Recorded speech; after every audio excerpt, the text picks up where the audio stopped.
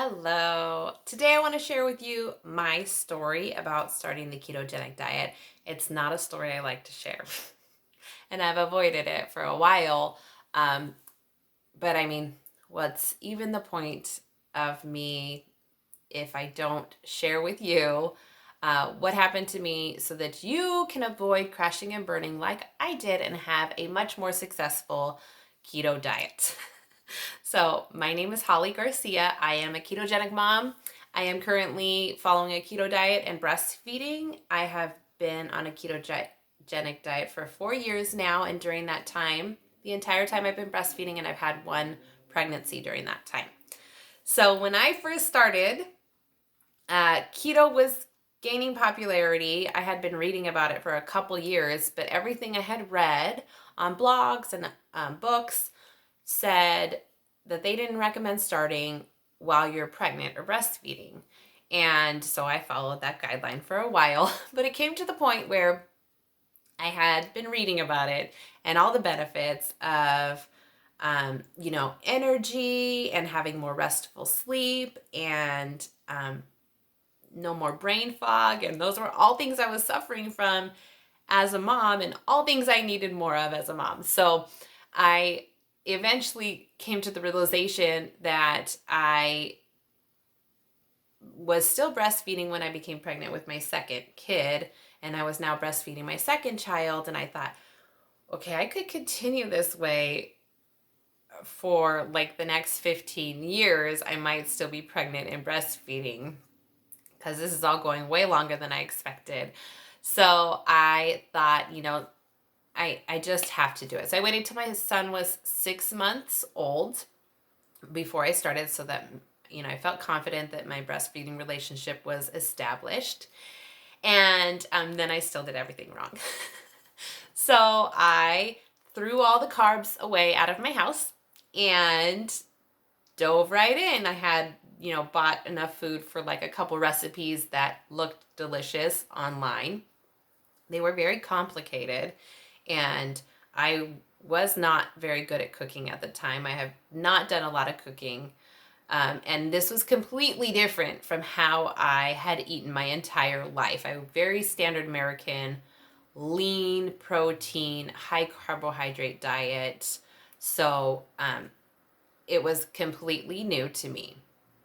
So when I started, I made one recipe the first day and it was delicious, and I had leftovers the next day. And then my kids were like coming down with something. They were getting some sort of little sickness. So they were very needy from me that day. And making that second recipe was going to be way too much work. I didn't have any foods in my house that I normally grab to eat when I'm super busy because those were not keto friendly things anymore. So I didn't eat very much that second day. And by the third day, I felt like I was coming down with maybe whatever my kids had. I had no energy. Generally, I felt just ugh. And I started to have some nausea and get a headache. It was a really bad day. And my kids were still extra needy that day. So I spent a lot of time on the couch. I didn't eat much of anything because now I had no appetite with my sickness, and really didn't get very many fluids in, but was still nursing a lot during the day. And my baby nursed a lot that day, took care of two kids. By the time my husband got home, he was like, yeah, you look awful.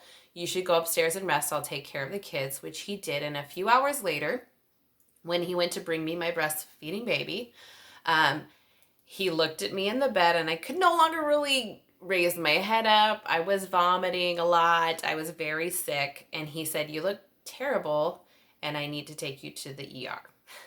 So actually, I think he stayed with the kids, and my mom ended up coming and taking me to the ER. When I was admitted to the hospital, I had severe dehydration, and I was diagnosed with metabolic acidosis. So my doctors were extremely concerned. They were amazed that I was not in a coma based on my lab work. It was real bad, real bad. You do not want to be in this situation. Luckily, lactation ketoacidosis is very quickly reversible. So they gave me an IV to rehydrate me, and they also gave me glucose intravenously, so I started feeling better right away. So that's a good thing. But you do not want to crash and burn like that. That is awful and terrible. So know the warning signs. I'm going to list it all below. Know what to look out for and protect yourself. As a breastfeeding or pregnant mom, you are more susceptible to starvation ketosis or lactation ketoacidosis.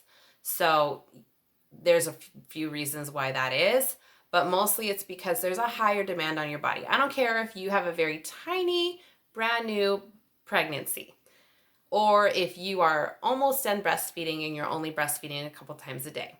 Do not underestimate how much demand that baby is placing on your body, because it's a lot more work for your body to do, and all your functions of your body work to feed that baby. So there's a lot of things that I did wrong. First of all, I was not replacing electrolytes at all. Terrible, bad, bad, bad. I didn't know much about replacing electrolytes. It wasn't talked about. I was just looking up, Googling like recipes and stuff and the benefits of keto. I had not looked up like how to properly do it. So definitely follow the electrolyte guideline. Follow it like it's your job. Measure out how much you're getting each day to make sure that you're getting enough. It's super important. Electrolytes, electrolytes, electrolytes. Second, make sure you have plenty of food. You're a mom. You can't mess around. You're not going to have time to make elaborate recipes all the time. So just make sure that you have like ground beef that can easily be, cooked and just eaten with a spoon with one hand, or made into burger patties so you can just, chomp on your burger patty and have that food to get into your body. Protein and fat, super important to make sure you're getting your goal every day so that you don't crash and burn like I did. I didn't have any of the snacks in my house that I usually would grab because those were not low carb. So I just didn't grab anything, and that's a problem. But also, when you're in ketosis, your hunger decreases, right? So I couldn't eat when I was hungry because my kids were needy and I didn't have something to grab. So then I just didn't eat, and then my hunger decreased. So then I forgot about eating. So it's important that you schedule your meals and that you make sure that you get them. Don't willy-nilly this diet. You have to make sure that you're caring for your body. It's important. You're a mom and your body is important to your family. And then especially when you're starting out, because when you're getting into ketosis, the first thing your body does is depletes all your glucose stores and your glycogen stores, and your body's really not used to using the tools that it needs to convert and use fat for fuel. So recognize that's a more risky time, meaning that you want to be the most prepared when you're first starting this diet out. You want to do, track what you're eating, making sure you're hitting your protein goal, making sure that you're eating enough calories. You do not want to drop your calories drastically. Just slowly drop them if you're trying to lose weight. Don't drop off. That's bad. And then that's it. It's really easy diet to follow, and it does have amazing benefits. So I don't want anyone to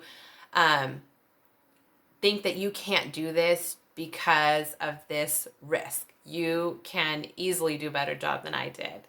And just make sure that you take it seriously, that you know the warning signs, and you know what to do to prevent it.